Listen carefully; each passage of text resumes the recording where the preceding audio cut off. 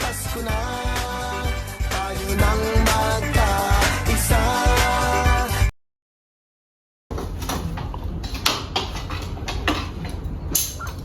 We wish you a Merry Christmas. We wish you a Merry Christmas. We wish you a Merry Christmas and a Happy New Year. Okay, hintayin pa kayo. Kakanta na ako ng Pasko na, Sinta ko na. Andy naman, tama na. Maawa ka naman. Parang gusto ka na ng katahimikan. Ate naman! Kuya Mon, ano yung tinatago mo sa drawer mo? Ha? May tinatago siya, ate? Dito ang tamang panahon, Vicky. Tamang panahon? Kailan? Kapag nakuha mo na lahat ng gusto mo?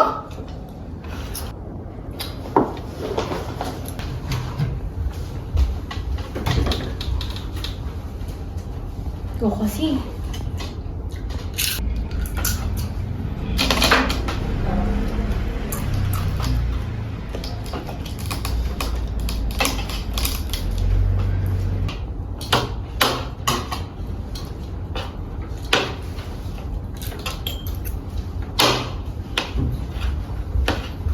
Ito ba? Sige, basahin mo na.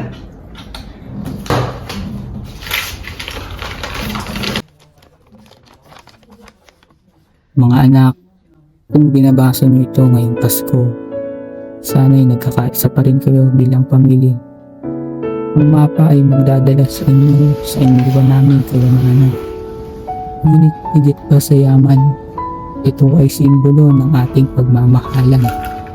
Sundan niyo ito ng magkasama, lalo na ngayong Kapaskuhan. Bakit hindi mo agad sinabi, Kuya Mon? Ayokong maging gato ng gulo. Gusto kong siguruhin muna na maintindihan natin kung ano yung iniwan nila, Papa.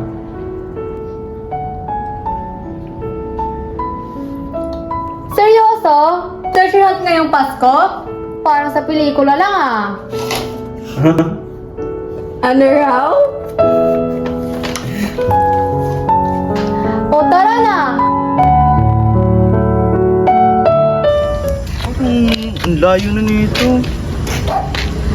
Ano ba to, kuya? Treasure hunting o hiking? Eh, sana nag-grab na lang tayo. Si OA, ikaw pa unang mahahunt ni Santa bilang reindeer. Legit lang. Pag nahanap na natin yung hinahanap natin, ikaw yung unang tumakbo, Andy. Ako pa? Susuko? Hindi ako susuko sa kaiman. Basta may libreng spaghetti. Alam mo, naalala ko na natutuwa si Mama nung mga ganito. Talaga? Oo. Bata pa kasi ako nun eh. Pero alam mo kuya, kahit like taga-away tayo, thank you kasi lagi ka pa rin nandyan. Oo naman. Lagi mo pa rin kaming tinutulungan. Oo naman. Saka, alam mo, naalala ko nung... Siyempre, di ko makakalimutan yung mga ganito. Kapatid ko kayo eh. Di ba? Sino pa ba magtutulungan? Tayo-tayo lang rin naman. Siyempre. Wow, Pero, asa na ba kasi tayo? nag-heart-heart ako tayo dito eh. Wala na! Ano, dito. O sige, saan mo gusto? Sa Jollibee. Ay! Sa Jollibee! Jollibee!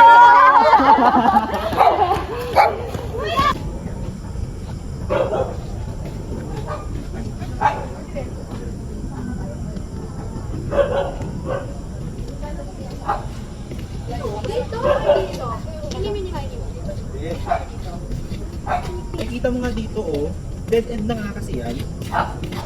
Oh, nililito tayo. Hindi diretso. Dead end na nga dyan eh. Diretso kayo sabi ko eh. Sabi nila yun, ito na.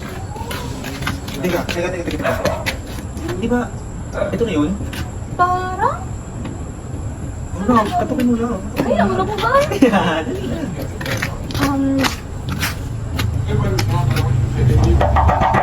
Tao po. Ako po. Tao po. Bakit may ako dito? Kaya, Tao po. Kuya, tama ba talaga to? Parang wala naman tao eh. tumawag ka lang.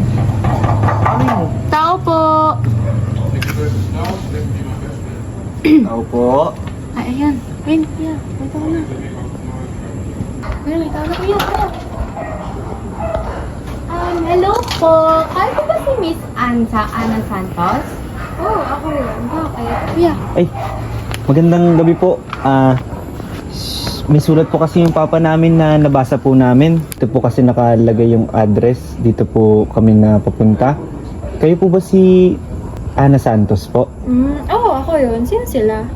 Kami po yung mga anak ni Gabriel Mendoza po. Ayun yun! Ang lalaki niyo na! Ako si Nurse Ana. Ako yung nurse doon sa ospital ko saan inadmit yung papa niyo bago siya pumanaw. Bale, pamangkin niya ako. Ako yung anak mo kapatid niya. Ha? Pamangkin ka niya? Eh di pinsan ka namin. Eh ba't ngayon ka lang namin nakilala? Pasok muna kayo sa kaya natin yung pag-usapan. Ano? Pasok po tayo? Ikaw, kukunin.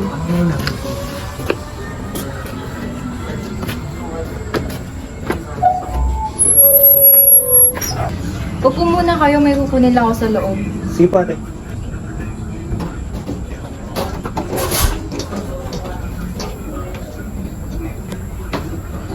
Ano kaya? May pinabibigay pala si Tito para sa inyo bago siya mamatay. Kuya.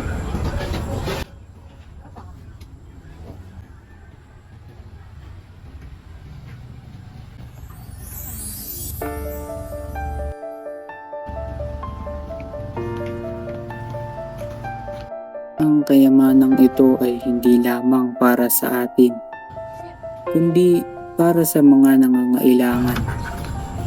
Ha? Ha? Ito yung mga resibo ni Papa. Galing sa donation, sa ospital. Lahat.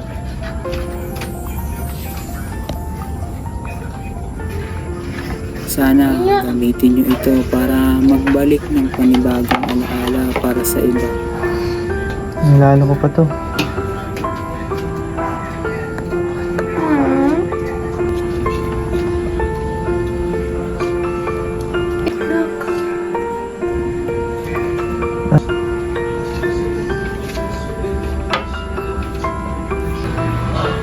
Kompleto po tayo ng saya.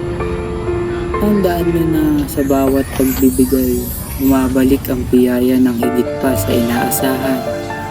Maligayang Pasko, mga anak. Nag-donate yung papa niyo na malaking bahagi ng yaman niya dun sa ospital kung saan yung mga pasyente hindi kaya magbayad. And yung natitirang bahagi ng yaman niya is nilaan niya para sa inyo. Hindi lang para sa inyo, kundi para sa gawin niyo, para sa mas nakakabuluhang mga bagay. So, parang hirap naman ito. Hindi ba pwedeng may kasama na ng manual ang sulat ni Papa? Siguro gusto niya lang kayo matuto mag-vision bilang mga kapatid. Pero kung kailangan na ng tulong, andito naman ako.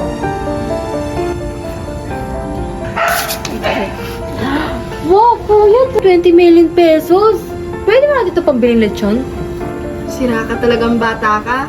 Mas maganda if magamit natin yan sa maganda tulad ng gusto ni Mama at ni Papa. Miss Ana, dito na rin po kami. Maraming salamat po sa inyo and pasensya na rin po sa abalas. Maraming salamat po.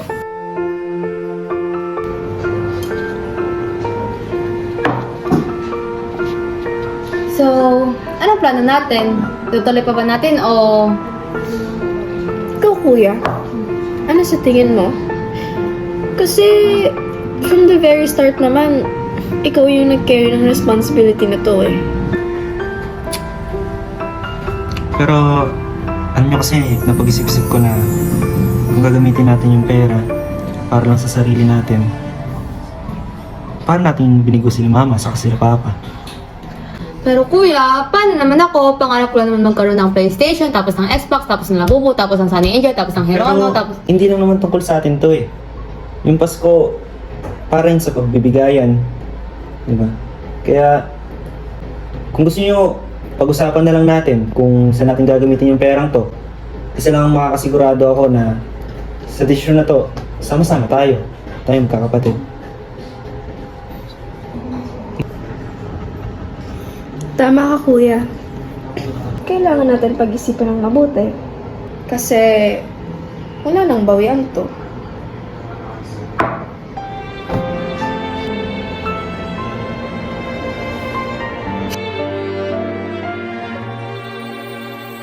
Pasko ay kay saya kung kayo'y kapiling na.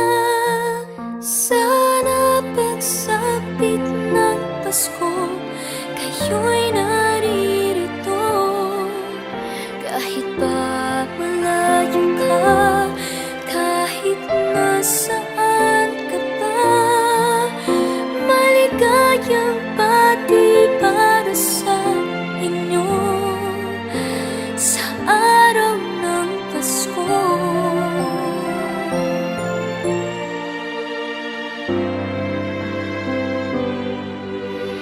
Di ba't kay kanta sa atin ng Pasko, naiiba ang pagdiriwang dito. Pasko sa ating hahanap-hanapin mo. Hindi natin malalaman kung hindi tayo susubok. Pero isa lang ang sigurado ko. Ang Pasko ay hindi lang para sa atin. Para din ito sa iba. Na sila'y nandito sana, at sa Noche Buena ay magkakasama. Ang Pasko ay kay saya kung kayo'y kapiling na. Sana pagsapit ng Pasko, kayo'y naririto. Kahit pa malayo ka, kahit nasaan ka pa, maligayang pati para sa inyo sa araw ng Pasko. Sa ibang bansa'y di mo